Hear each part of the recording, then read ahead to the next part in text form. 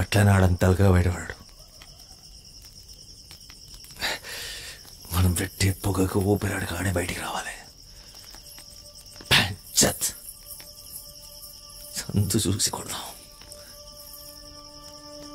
మనం బడబట్టాలంతా కొత్తగా లేపేద్దాం.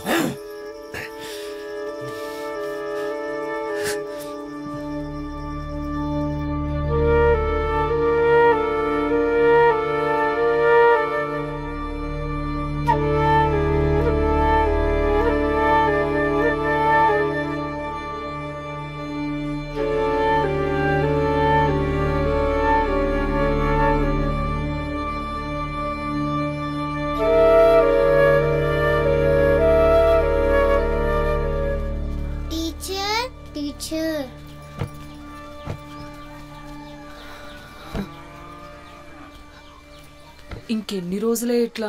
పిల్లలు రోజు అడుగుతాండ్రు టీచర్ ఎప్పుడు వస్తుందని, అందుకే తీసుకొచ్చిన.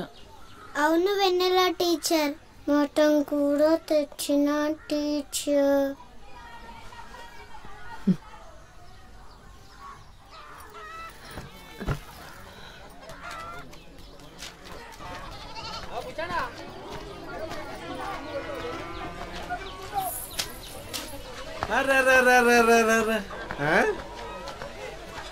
ఇదేనా బయటకు వచ్చాడు? చూస్తా అంటే గా ముచ్చట ఇంకా అనట్టుంది.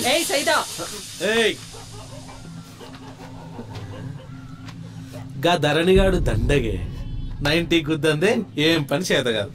ఇక నిన్నేం చేస్తాడు? అయినా నీకు పెళ్ళి అచ్చొత్తలేదే. నీకు ముచ్చట చెప్పాలనా? పుస్తలుంటే ఒక్కడే మూడు. అదే ముండలేకున్నావు అనుకో. ఏ పద్మ చెప్పేదానికి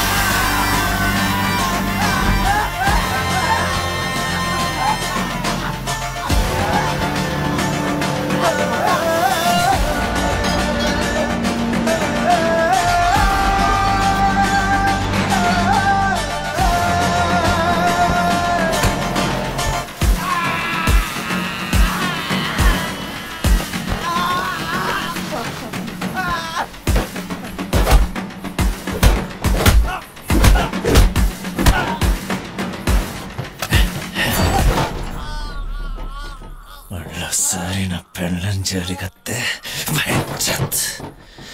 మొలదారం కింద గుడలు రాలుతాయి.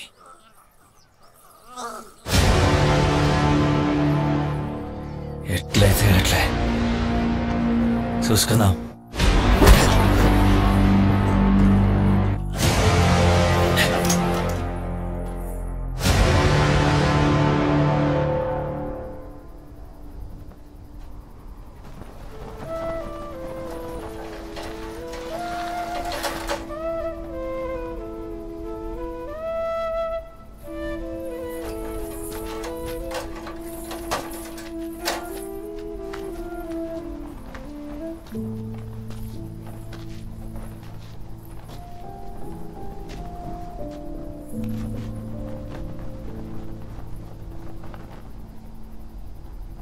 ఎవరిని అడిగి తాళి కట్టినావరా? ఒక అమ్మాయి ఇష్టంతో సంబంధం లేకుండా అట్లా తాళి కట్టొచ్చా? నువ్వు చేసిన పనికి ఇదెవ్వంతోనైనా పోతుందని ఊరంతా బజార్ దాని లెక్క చూస్తుంది. ఆళ్ళకు తెలియదు కదా నీ చేతి గజ్జలు నాకు సోయి లేకుండా చేసినాయని. అసలు పొద్దుకేదాకా నాకేం తెలుసు నీ ఇంటికి వచ్చిందని? నేనేమన్నా అంగట్లో బొమ్మనా?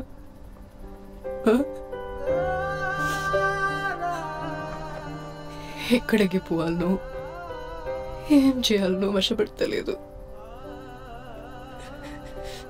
ఇదంతా నువ్వు చేయబట్టే. నిన్ను చూస్తే సంపాలనంత కోపం వస్తుంది, కానీ నాకిగ ఓపిక లేదు.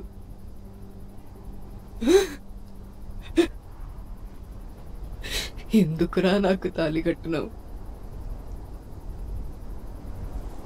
నువ్వు నా దోస్తు. నీకోటి చెప్పాలనే, నా మొగుడు పోయినాక అప్పులోళ్ళందరూ నా ఇంటి మీద పడ్డారు. ఏం చేయాలనో అర్థం కాలే. చిన్న నంపి నా బాకీలన్నీ కట్టి నా ఒంటి మీద చెయ్యేసిండు. నా పిల్లల కోసం నేను లొంగిపోయినా. ఆడదంటేనే బతుకమ్మంటారు. అసొంటి బతుకమ్మని కూడా మొగుళ్ళేని ఆడదాన్ని పెట్టనియరు. కానీ నీ బతుకు నా లెక్క కాకుండా చేసిండే ధరణి.